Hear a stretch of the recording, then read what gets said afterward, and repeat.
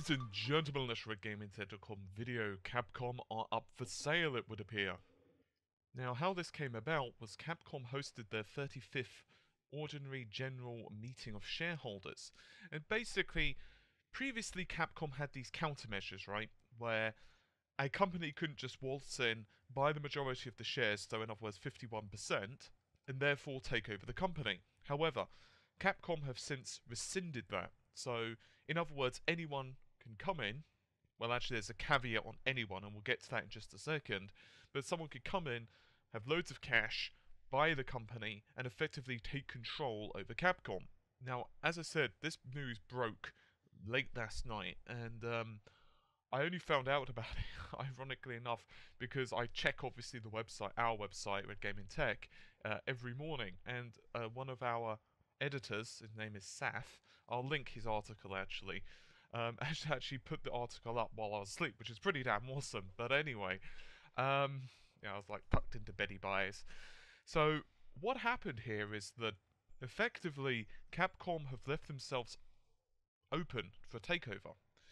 So immediately everyone's starting to jump up and down because the first inkling is, oh my god, Electronic Arts, oh my god, I don't know, Microsoft are going to buy them. They can't.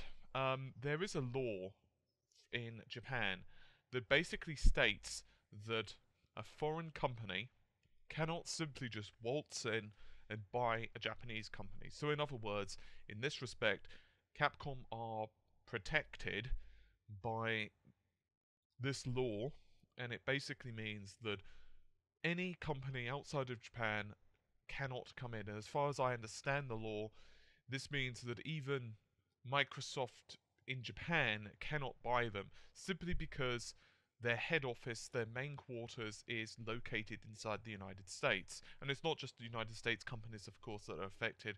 British companies, French, Canadian, doesn't matter. This law protects them.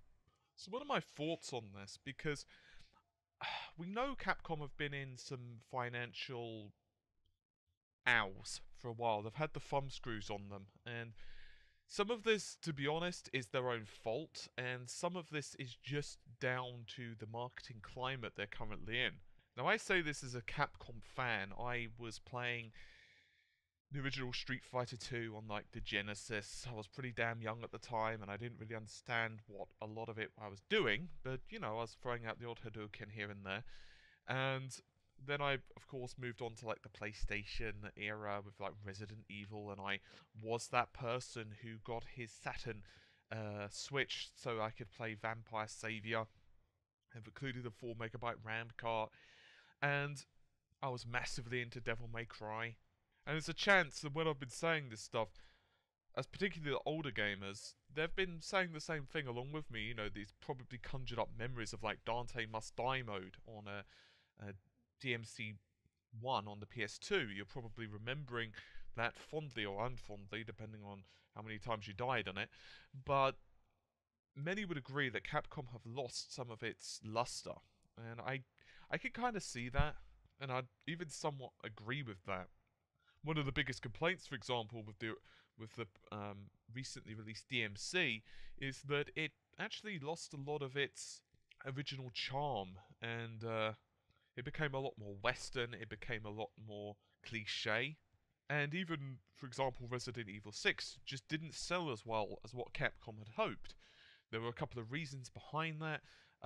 One of the reasons is because it was such an expensive production, it made the cost go up, and therefore, obviously, if it costs you more money to produce, you have to make more money back for it to become a financial success.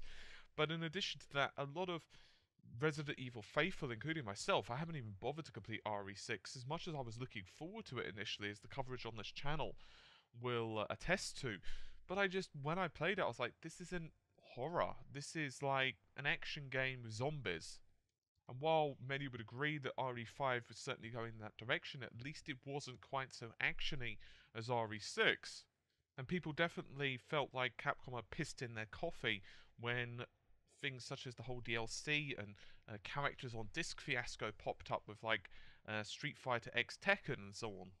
So Capcom have made mistakes, but then all companies have.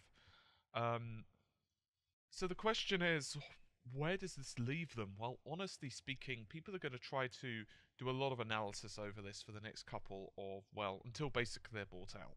Let's just be honest. There's always going to be that, I wonder who's going to buy them out. Is it going to mean that they're going to get screwed? Does it mean that their bottom line is going to become even more important? Or is the reverse going to be true? Does it mean that if they're no longer feeling so much tight financial pressure, they can actually put more love into their titles? Perhaps go more to their series roots? And what's really strange about this is we know they're working on titles like Resident Evil. There's been insider leaks, there's been listings on websites, there have been hushed discussions, yet nothing was announced, and it really surprised me. I was almost positive we were going to be seeing something unveiled at E3. Now, of course, one of the primary companies that could buy them out, obviously, Sony could possibly do it, but I don't think they've got the liquid cash reserves. They are a Japanese company that they just... I'm not saying they're broke, but they're not super wealthy either. Now, if they could buy them, fantastic. Well, fantastic for PlayStation owners, let me put the caveat. But they likely just don't have the liquid cash reserves available. I'm not saying they couldn't, but they likely just don't. They likely wouldn't want to take the risk. Nintendo possibly could as well. They have been losing money hand over fist recently, but they've still got a huge cash surplus. And arguably, the idea of making titles like Resident Evil, Mega Man, Devil May Cry, Street Fighter, Monster Hunter, and so on, and so on, and so on, exclusive to their systems, would be pretty damn amazing from the perspective of Nintendo. Imagine, you'd have titles, you'd have pretty much a consistent line of titles from them. They could have, in theory, Capcom even restart some of their older series that just haven't seen the light of day in ages, like even Red Earth. And I think people would actually walk up to Nintendo and give them a French kiss if they happen to start a new Mega Man. And it would start pulling in a lot of people for Nintendo, because one of the primary concerns with the Wii U, as we all know, is simply put, they just don't have enough first-party games, despite the fact they had a reasonable E3. I don't think Nintendo's E3 was quite as good as what a lot of the journalists have made out, to be honest. This is something I should probably have covered before, but I don't really think Nintendo won the E3, despite the fact a lot of people said so. I think that they did a fairly good conference. I think it was a solid conference, but I feel that they still weren't quite as solid as Microsoft or Sony, in my personal opinion. However, having Capcom on their side, having their IPs, would certainly be amazing.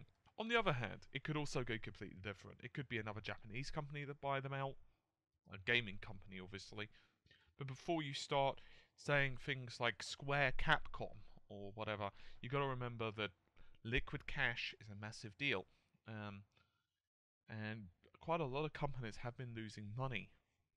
It's also possible that a gaming company just doesn't even buy them. They just don't have the money. They get outbid. They get not just simply being interested. Maybe they feel that they've got enough of their own plate.